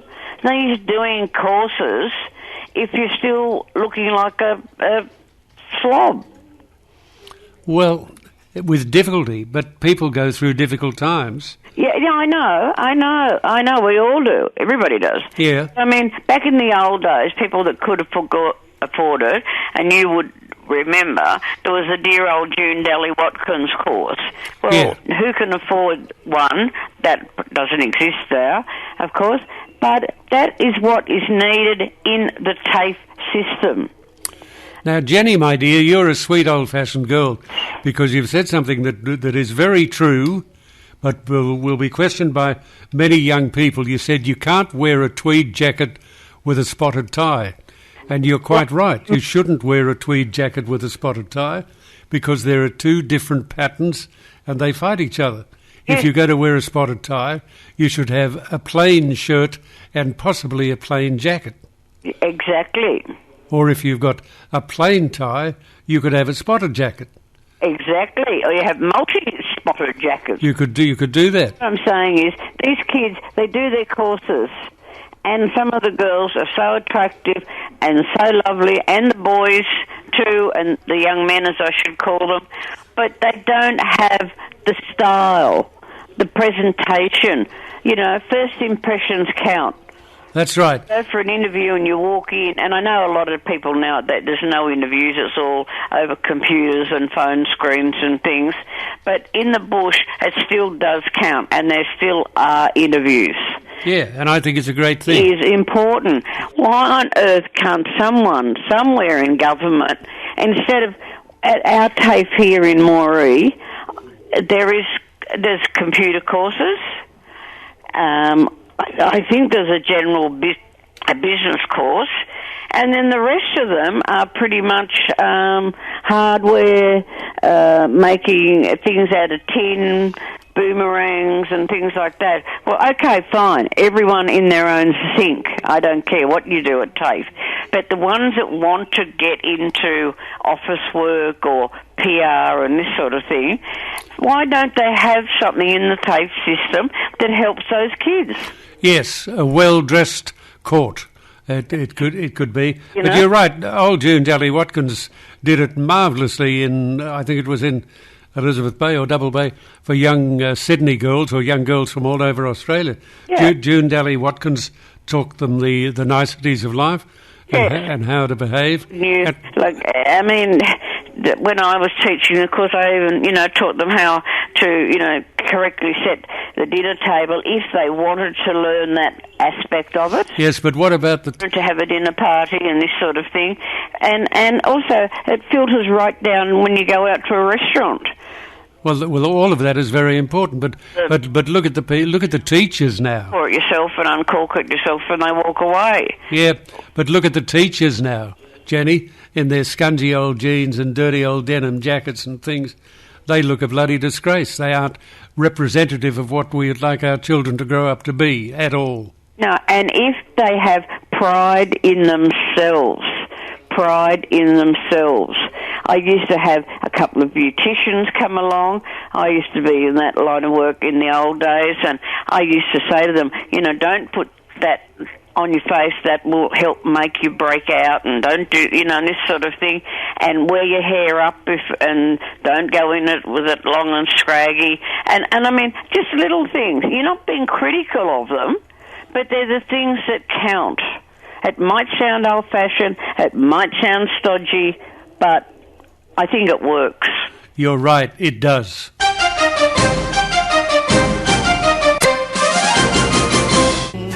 I didn't know him very well, but I knew him quite well, Charles Aznavour, and I really miss him.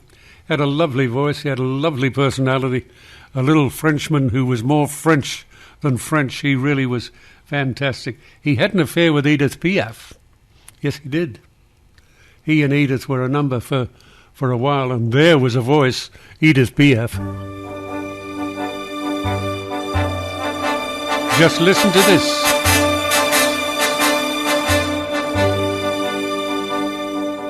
Non, rien de rien. Non, je ne regrette rien. Ni le bien qu'on m'a fait, ni le mal, tout ça m'est bien égal. Non, rien de rien. Non, je ne regrette rien. C'est payé, balayé, oublié. Je me fous du passé. Avec mes souvenirs, j'ai allumé le feu. Mes chagrins, mes plaisirs, je n'ai plus besoin de balayer les amours avec leur trémolo, balayer pour toujours. Je repars à zéro. Non, rien de rien. Non, je ne regrette rien. Ni le bien qu'on m'a fait,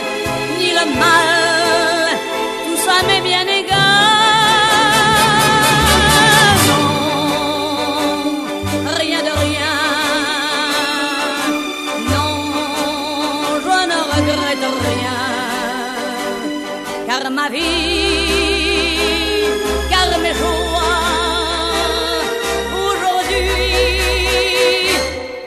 ça commence avec toi.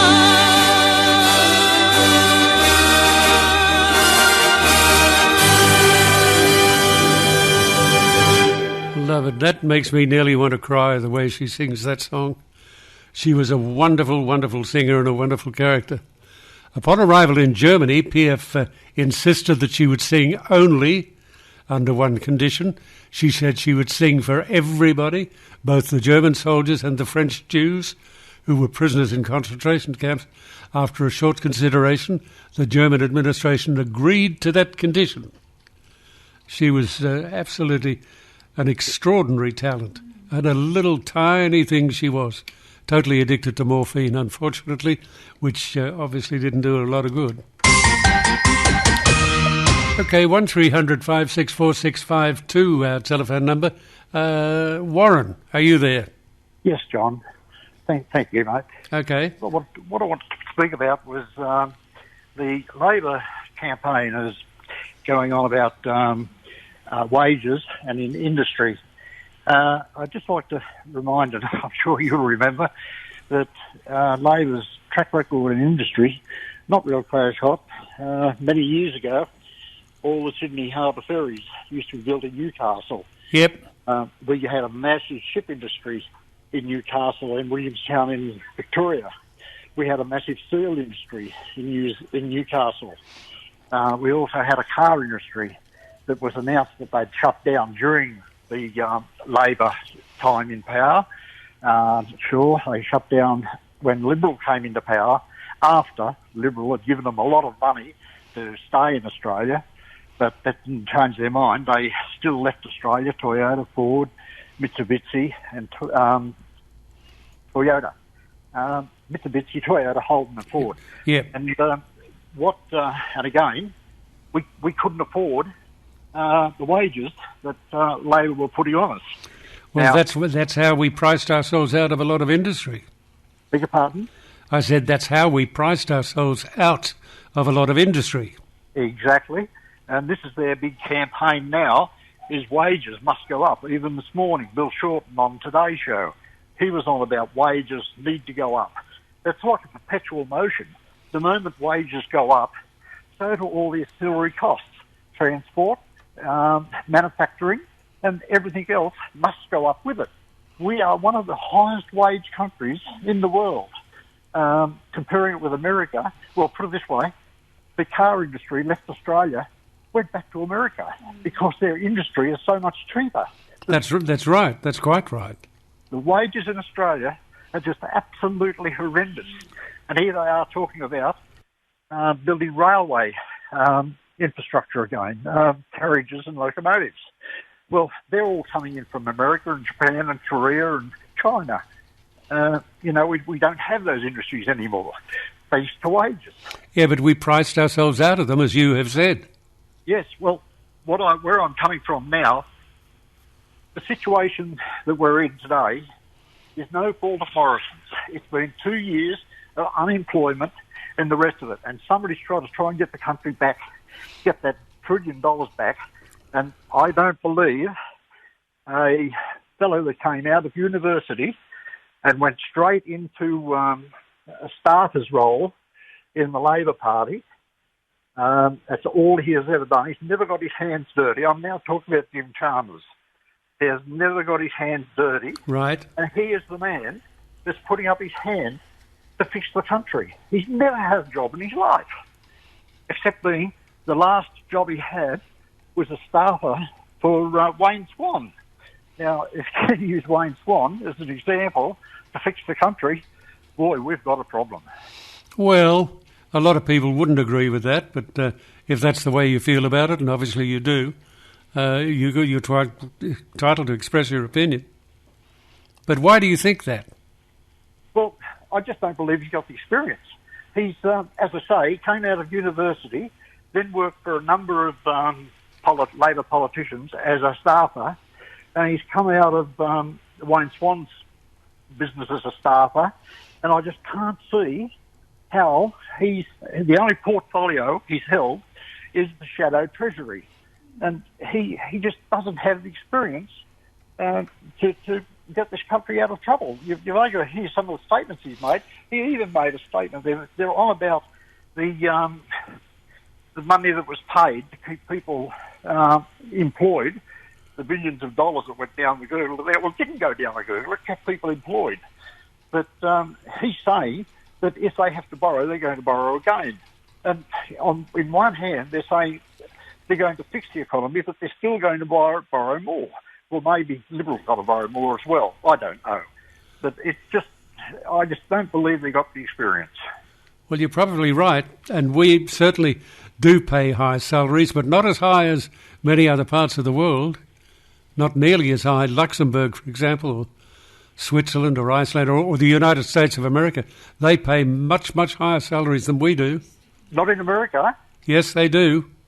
No, well, I had an experience with America. I was in the rail industry, actually, and I used to go back and forth to a major rail manufacturer in Illinois, and he was producing locomotives at, I think I just forget what their rate was now, but anyway, it doesn't matter. But they were definitely cheaper. They were a third cheaper in manufacturing of railway equipment than Australia. Okay, Australia's number 9 on the list, which is very high. We're number 9 on the list. But it's interesting to see other people that are on the list as well, because it's a fascinating list when you look at it. The highest salaries are paid in Luxembourg and Iceland and Switzerland, and whether you agree or disagree, the USA, from the inquiries they make there, Denmark, the Netherlands, Germany, Belgium, and down at number 9 is Australia. Then comes Norway. So, we're not high on the list of high wage payers, but we certainly pay sufficient. Well, I just believe, as I say, I believe it's like a wheel going around. As quick as you put up the wages, up go the ancillary items that the employer is paying the employee to continue his business. He's got to put his wages up to cover those wage rises. That's right, and it's a never-ending circle. It certainly is. It's a perpetual motion. That's what it is, Warren. Thank you for the call. There are 195 countries in the world, and we are number 9, so that's pretty high. 195 countries in the world, and we rate number 9. Yeah, that's pretty high. 1300 564 652, our telephone number. Excuse me. If you'd like to give us a call and tell us what's on your mind. Jenny didn't wait. Jenny didn't wait last time either. We'll forget Jenny in the future. If you'd like to give us a call, tell us what's on your mind. 1300 564 652. Wilson, are you there? Yeah, mate, I'm here. Okay, Wilson, what do you want to talk about? I just want to say hello to you, mate. You seem like a pretty good bloke.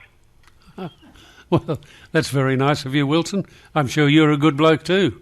Oh, mate, I appreciate it. Yeah, some mate from work, he's put me on to you. I thought you were a bit of a wacko, but, the more I've listened to you, the better you are. Well, I am a bit of a wacko. Mate, no, that's not true now, mate, but you're a good bloke. Just wanted to ask you, mate, would you ever be interested in, archiving your radio talk show? Your what? Your talk show. Would you ever be archiving it? To save it for, later listening? Yeah. No, I'm not understanding. You'd, save the... we do podcasts. And then just save it for later. Yeah, well, you can go and listen to the podcast. Yeah, but sometimes I don't have enough time. Oh, you have a podcast that's separate from this? Yeah. Oh, sweet, mate. What's that called? Don't ask me. I don't get involved in all that. It's no. it's exactly the same program. It's just a podcast of this program. Oh, all right. That sounds good. So you can follow it that way, Wilson. Too easy, John. You're just a legend. Look, mate, I'll pass you on to someone else real quick. Hold up. What are you going to do? I'm going to pass you on to one of my mates. He's a pretty big fan here. I'll put you on to him. Give me a second. What's his name? What's your name? Go on, speak. Go on, stop giggling like a silly little schoolgirl. What do you want to talk about? Mate. No, he's a big... Yeah, wait. Sorry, John. Matt, it is. How you going, John? I'm all right, Martin. How are you going, Martin? Good, thanks. Good. Have you got anything else to say, Martin? No, I'd just like to say I got the young guy onto your show. He loves it. We're enjoying it a lot. Well, I'm glad that you do enjoy it. You'll have to keep enjoying it. It's on again tomorrow.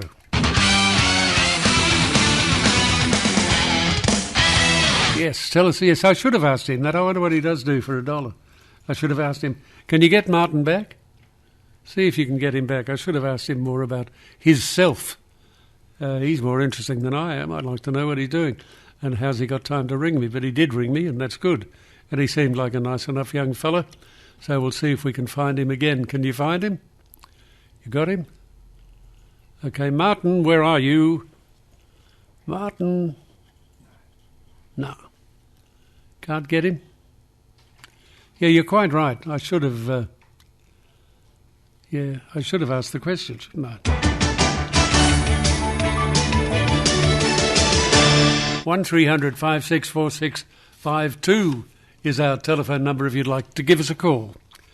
It seems as though the Kremlin has reverted back to its Soviet-era days, with a Russian oligarch suspected of being poisoned earlier this month while he was present at peace talks, wouldn't you know?